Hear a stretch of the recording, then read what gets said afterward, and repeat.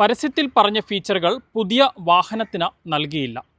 ടാറ്റ കമ്പനിക്കെതിരെ 2.5 വർഷക്കാലത്തോളം നിയമ പോരാട്ടം നടത്തിയ യുവാവ് ഒടുവിൽ തനിക്ക് അനുകൂലമായൊരു വിധി സമ്പാദിച്ചിരിക്കുകയാണ്. ചങ്ങനാശ്ശേരി കുരിശുമൂട് സ്വദേശിയായിട്ടുള്ള ജിത്തു ടോണി ജോസഫാണ് ഇപ്പോൾ തനിക്ക് അനുകൂലമായൊരു വിധി കോടതിയുടെ ഭാഗത്തു നിന്ന് സമ്പാദിച്ചിരിക്കുന്നത്. പരസ്യത്തിൽ പറഞ്ഞ ഫീച്ചറുകൾ വാഹനത്തിന് നൽകാതിരുന്നതിനാൽ തന്നെ 3 ലക്ഷം രൂപ നഷ്ടപരിഹാരവും ഒപ്പം 10,000 രൂപ കോടതി ചെലവും ജിത്തുവിന് നൽകാനാണ് കോട്ടയം ഉപഭോക്തൃ തർക്ക പരിഹാര കോടതി ഇപ്പോൾ ഉത്തരവിട്ടിരിക്കുന്നത്. ഇതിനു മുന്നേ എനിക്കൊരു ടിയാഗോ തന്നെ പെട്രോൾ വണ്ടി ഉണ്ടായിരുന്നു. അപ്പം അത് 2019 മേടിക്കുന്ന വണ്ടിയാണ്. അത് ഇതേ ഡീലർഷിപ്പിൽ നിന്ന് തന്നെ മേടിക്കുന്നു. MK മോട്ടോഴ്സിൽ നിന്ന് മേടിക്കുന്നു. അവരുടെ സർവീസ് കോട്ടയത്ത് ചാതാനിക്കാട് എന്ന സ്ഥലത്ത് അവരുടെ സർവീസ് സെൻ്ററുണ്ട്. പലരും പറയും സർവീസ് മോശം എന്നൊക്കെ പറയും. പല കംപ്ലയിൻറ്റ് പലരും പറയുന്ന ഒത്തിരി ആൾക്കാർ പറയുന്നത് കേട്ടിട്ടുണ്ട്. പക്ഷേ എനിക്ക് പേഴ്സണലി നമുക്ക് അവരുടെ സർവീസുമായിട്ട് നമുക്കൊരു ബുദ്ധിമുട്ടുമില്ല. എനിക്ക് നല്ല സർവീസുമാണ് ടാറ്റയിൽ നിന്ന് കിട്ടിക്കൊണ്ടിരുന്നത്. 2019 ആ വണ്ടി എടുത്തു. 22 ഇങ്ങനൊരു പുതിയ വണ്ടി EV ലോഞ്ച് ചെയ്തിട്ടില്ല. അതിൻ്റെ പ്രീ ബുക്കിംഗ് പോലും സ്റ്റാർട്ട് ചെയ്തിട്ടില്ല. അപ്പം നമുക്ക് അവിടെ സെയിൽസിലും സർവീസിലും ഒക്കെ നമുക്ക് ബന്ധങ്ങളുള്ളതുകൊണ്ട് അവരോട് ഇതുപോലെ ഒരു EV വണ്ടി, ഇലക്ട്രിക് വണ്ടി ടാറ്റ ടിയാഗോ തന്നെ വരുന്നുണ്ട്, നോക്കുന്നു എന്ന് ചോദിച്ചു. നല്ല സർവീസ് കിട്ടിക്കൊണ്ടിരുന്നതുകൊണ്ടും എന്തെങ്കിലും പറ്റിക്കഴിഞ്ഞാൽ നമുക്ക് അവിടെ ആൾക്കാരുണ്ടല്ലോ, നമുക്കറിയാവുന്ന പേഴ്സണൽ ബന്ധങ്ങളുണ്ട്, അതല്ല ടെക്നീഷ്യന്മാരെ അറിയാം. അപ്പോൾ അങ്ങനെ നല്ല ഒരു എക്സ്പീരിയൻസ് ആയിരിക്കും എന്നുള്ള ധാരണയിൽ ബുക്കിംഗ് സ്റ്റാർട്ട് ചെയ്യുന്നതിന് മുന്നേ 10,000 രൂപ അവർക്ക് ഷോറൂമിൽ അയച്ചു കൊടുത്ത് MK മോട്ടോഴ്സിൽ ആദ്യത്തെ പ്രീ ബുക്കിംഗ് പീരീഡിൽ ആദ്യം ടിയാഗോയുടെ ഇലക്ട്രിക് വണ്ടി ബുക്ക് ചെയ്തത് ഞാനാണ്. ആ സമയത്ത് നമ്മൾ വണ്ടി കണ്ടിട്ടില്ല. ടിയാഗോ ഇലക്ട്രിക് വണ്ടി ലോഞ്ച് ചെയ്യുകയോ അല്ലെങ്കിൽ ഈ വണ്ടി കോവിഡിൻ്റെ സമയമാണ്. ഈ വണ്ടി ആരും കണ്ടിട്ടില്ല. ഇതിൻ്റെ ഫിസിക്കലായിട്ട് ഒരു ബ്രോഷറോ കാര്യങ്ങളോ ഒന്നുമില്ല. എനിക്ക് 2 ബ്രോഷർ അവിടുത്തെ സെയിൽസ് എക്സിക്യൂട്ടീവ് അയച്ചു തന്നു. ഒന്ന് MK മോട്ടോഴ്സിൻ്റെ എല്ലാ പേജിലും MK മോട്ടോഴ്സ് എന്ന് പറഞ്ഞുള്ള ഒരു ബ്രോഷർ, രണ്ടാമത്തെ ടാറ്റ മോട്ടോഴ്സിൻ്റെ വേറൊരു ബ്രോഷർ. അങ്ങനെ അവർ 2 ബ്രോഷർ അയച്ചു തന്നു. അപ്പോൾ ഈ ഞാൻ നേരത്തെ ഉപയോഗിച്ചിരുന്ന പെട്രോൾ വണ്ടിയല്ല, എനിക്ക് ക്യാമറ ഇല്ലാത്ത വേരിയൻ്റായിരുന്നു ഞാൻ ഉപയോഗിച്ചുകൊണ്ടിരുന്നത്. ക്യാമറ ഇല്ലാത്തതിന് സെൻസറുണ്ട്. ഇലക്ട്രിക് വണ്ടി എടുക്കുമ്പോഴത്തേക്കും അതിൻ്റെ അകത്ത് ഫീച്ചേഴ്സ് പറയുന്നതിൻ്റെ അകത്ത് reverse park assist with audible signal and graphical display ഒരു ഫീച്ചർ. രണ്ടാമതൊരു feature camera based reverse parking with dynamic guide lines. അപ്പം ഈ 2 ഫീച്ചറും ഈ ഞാൻ എടുക്കുന്ന വണ്ടിയിലുണ്ടെന്ന് ഇതിൻ്റെ ബ്രോഷറിൽ കറക്റ്റായിട്ട് കാണിച്ചിട്ടുണ്ട്.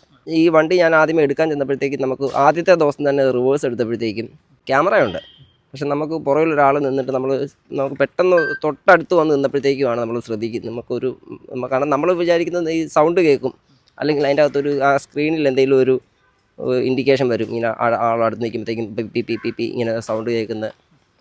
അങ്ങനെ ഒരു സംഭവം വന്നില്ല. അപ്പോഴാണ് ഞാൻ ആദ്യത്തെ ദിവസം തന്നെ ഇത് ശ്രദ്ധിക്കുന്നത്, ഈ സംഭവം ഇതിൻ്റെ അതില്ലല്ലോ എന്ന്. സെയിൽസിൽ നിന്നാണ് നമുക്ക് വണ്ടി തരുന്നത്. അപ്പം അവരോട് സംസാരിച്ചപ്പോൾ അവർ പറഞ്ഞു, നിങ്ങൾ ഫസ്റ്റ് സർവീസിന് പോകുമ്പോഴത്തേക്കും അവിടെ അവരോട് ഇത് പറയുക, ഇതിൻ്റെ അതിങ്ങനൊരു സംഭവം ഇല്ല. അപ്പോൾ അവരത് അവിടുന്ന് ക്ലിയർ ചെയ്ത് തരും.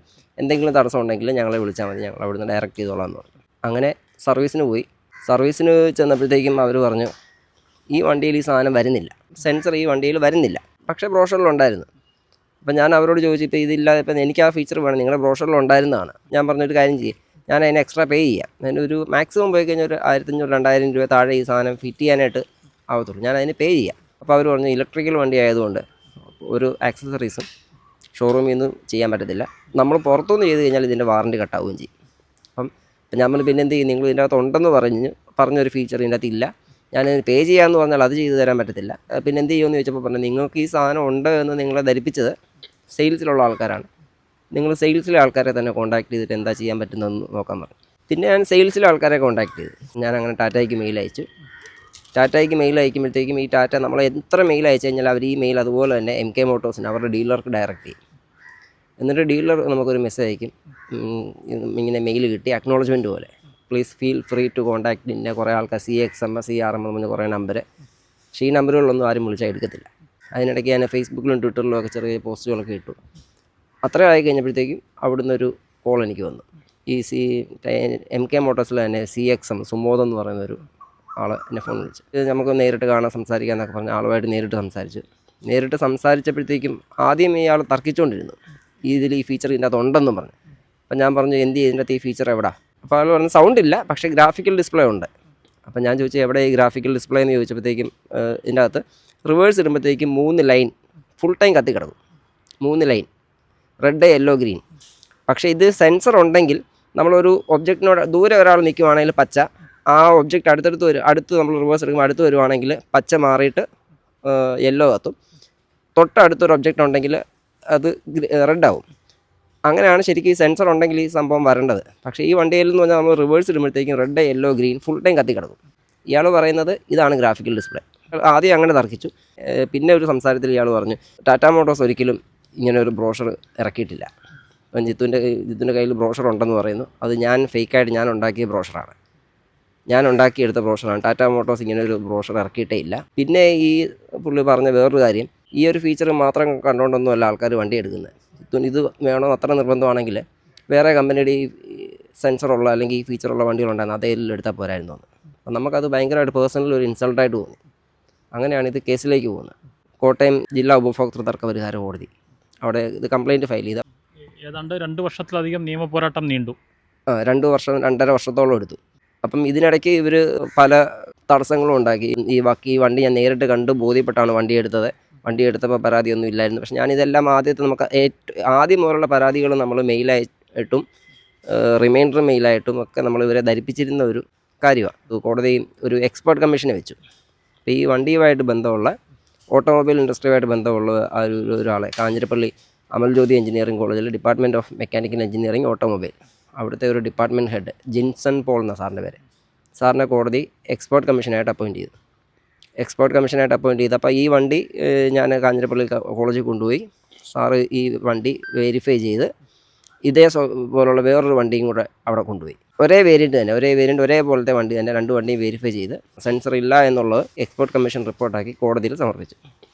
അപ്പോൾ ഈ എക്സ്പേർട്ട് കമ്മീഷൻ്റെ റിപ്പോർട്ടിൻ്റെ അടിസ്ഥാനത്തിലാണ് ഇപ്പം കോടതി വിധി വന്നേക്കുന്നത്. ഇങ്ങനെ നമ്മളെ തെറ്റായിട്ട് ഒരു ബ്രോഷറിൽ പറഞ്ഞ കാര്യങ്ങൾ നമുക്ക് നൽകാതിരുന്നതിൽ അതിനൊരു കോമ്പൻസേഷനായിട്ട് 3 ലക്ഷം രൂപ കോമ്പൻസേഷനും 10,000 രൂപ കോടതി ചെലവ് വേനത്തിൽ അങ്ങനെ വിധിച്ചേക്കുന്നത്. 2.5 വർഷക്കാലത്തോളം നിയമ പോരാട്ടം നീണ്ടെങ്കിലും താങ്കൾക്ക് അനുകൂലമായൊരു വിധി ലഭിച്ചിരിക്കുകയാണ്. സന്തോഷമുണ്ട്. പക്ഷേ ഇതിപ്പം വിധി ശരിക്കും പറഞ്ഞാൽ നവംബറിൽ വന്നതാണ്. ജഡ്ജ്മെൻറ്റ് നമുക്ക് കൈ കിട്ടുന്നത് കഴിഞ്ഞ ഡിസംബറിലാണ്. 1 മാസം എടുത്തു. ഡിസംബറിൽ എൻ്റെ ജഡ്ജ്മെൻറ്റ് കൈ കിട്ടി. അതിൽ ഡയറക്റ്റ് ചെയ്തേക്കുന്നത് 30 ദിവസത്തിനുള്ളിൽ ഇത് പേ ചെയ്യണം, അല്ലെങ്കിൽ അതിൻ്റെ 7-9% ഇൻട്രസ്റ്റ് ഉൾപ്പെടെ പേ ചെയ്യണമെന്ന് പറഞ്ഞാണ് വിധി വന്നേക്കുന്നത്. വാഹനത്തിൻ്റെ ബ്രോഷറിൽ പറഞ്ഞിരുന്ന ഫീച്ചറുകൾ ഈ വാഹനത്തിന് ലഭിക്കാതെ വന്ന സാഹചര്യത്തിൽ താൻ അധികമായി പണം നൽകാം, ആ ഫീച്ചറുകൾ തനിക്ക് ഈ വാഹനത്തിൽ ഘടിപ്പിച്ച് നൽകണമെന്ന് പോലും ജിത്തു കമ്പനിയോട് ആവശ്യപ്പെട്ടതാണ്. പക്ഷേ അതിനോട് പോലും ഈ ഡീലർ സഹകരിക്കാത്ത ഒരു സാഹചര്യത്തിലാണ് നിയമ പോരാട്ടവുമായി അദ്ദേഹം മുൻപോട്ട് പോയത്. എന്താണെങ്കിലും 2.5 വർഷക്കാലത്തോളം നീണ്ടു നിന്ന നിയമ പോരാട്ടത്തിനൊടുവിൽ ഇപ്പോൾ ജിത്തുവിന് അനുകൂലമായ ഒരു വിധി കൺസ്യൂമർ കോടതിയുടെ ഭാഗത്തു നിന്ന് ഉണ്ടായിരിക്കുകയാണ്. 3 ലക്ഷം രൂപ നഷ്ടപരിഹാരവും 10,000 രൂപ കോടതി ചിലവും ചേർത്ത് അദ്ദേഹത്തിന് നൽകാനാണ് ഇപ്പോൾ കോട്ടയം ഉപഭോക്തൃ തർക്ക പരിഹാര കോടതി വിധിച്ചിരിക്കുന്നത്. ചങ്ങനാശ്ശേരിയിൽ നിന്നും അരുൺ മലയിലിനൊപ്പം Rahul Irumbukuzhi, focus news TV.